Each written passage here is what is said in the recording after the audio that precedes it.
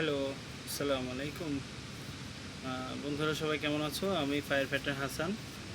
আজকে তোমাদেরকে আমি নতুন বছর যেহেতু শুরু হয়ে গেল, তো আমি চাচ্ছি যে আগুনের বিষয়গুলো সবার জানা দরকার। তো ইনশাল্লাহ আবারও শুরু করলাম। তো প্রথম থেকে শুরু করি ইনশাল্লাহ। আজকে যে বিষয়টি নিয়ে আমি আলোচনা করব সেটি হচ্ছে যে আগুন বিষয়টা কী সেটা আগে আমাদের জানতে হবে। যদি আমরা আগুন নিয়ে জানি তাহলে আমরা আগুন কিভাবে নেভাতে হবে এবং আগুন কিভাবে আমরা আয়ত্ত নিয়ে আসতে পারবো।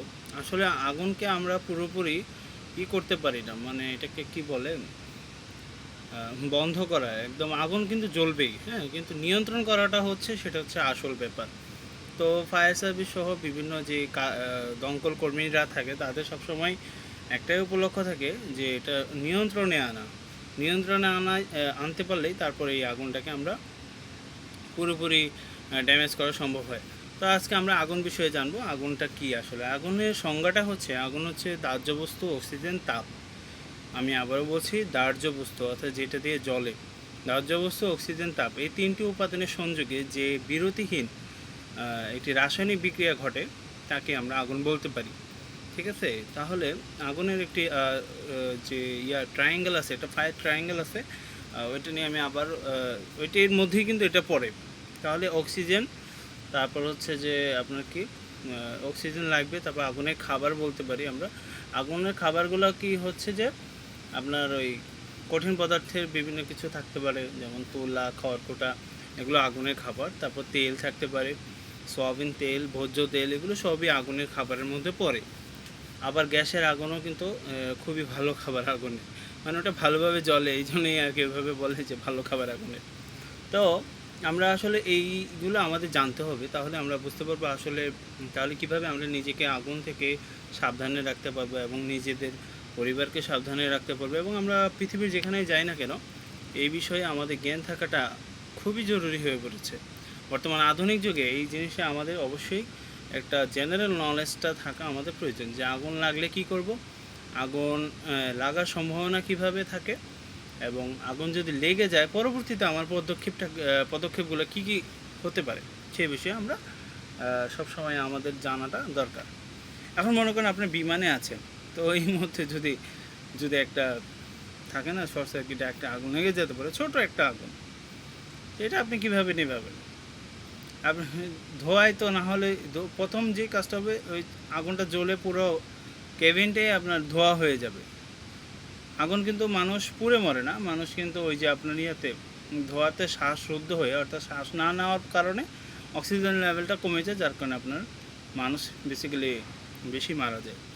এই আমরা বিশেষ ঘটনাগুলো আমরা দেখেছি, সেগুলো হচ্ছে আপনার বেলি রোডের আগুনটা, যেভাবে মানুষ মরল।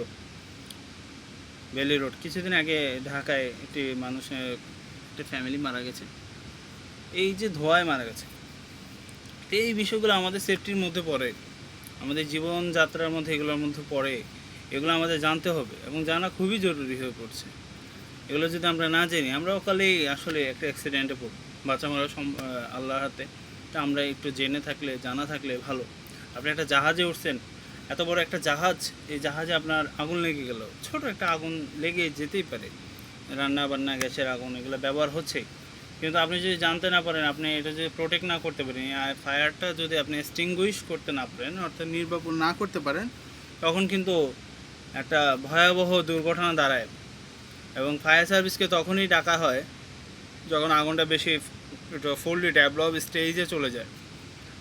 আগুনে কিন্তু একটা স্টেজ আছে, হ্যাঁ, আমাদের মানুষের যেমনই একটা বয়স আছে, তেমনই আগুনের সাথে আমরা কিছুটা আমাদের সম্পর্ক আছে। যেমন আগুন প্রথমে কিন্তু ছোট থাকে, একদম বাচ্চার মতো থাকে, তারপর থাকে সে একটু আস্তে আস্তে কিছুটা বড় হয়, কিশোর বয়সে বলতে পারি।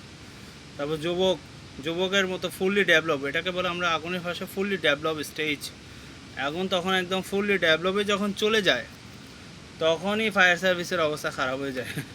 আমাদের সবসময় ফায়ার সার্ভিসকে ডাকতে হবে। আগুন লাগার সাথে সাথে আপনি আগে ফায়ার সার্ভিসকে ডেকে ফেলবেন, ভাই এখানে আগুন লাগছে, কোন জায়গায় সঠিক তথ্য দিয়ে তাদেরকে ডেকে নিয়ে আসবেন।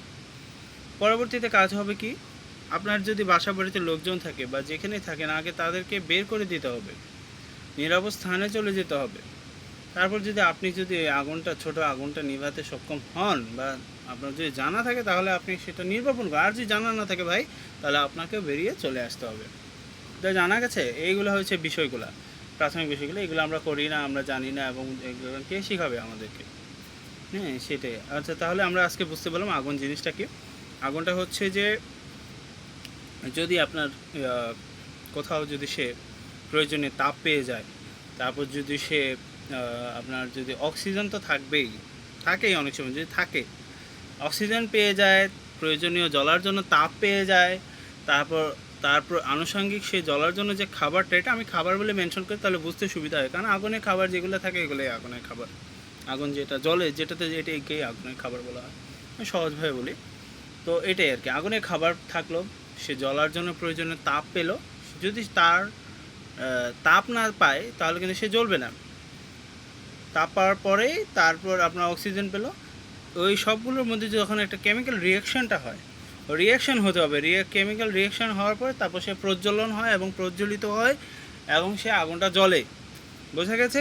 এটাই হচ্ছে আগুন। ইনশাআল্লাহ পরবর্তীতে মনোযোগ রাখবেন, ইনশাআল্লাহ পরবর্তী বিষয়গুলো আরও ভালোভাবে বোঝানোর চেষ্টা করবো। ধন্যবাদ সবাইকে।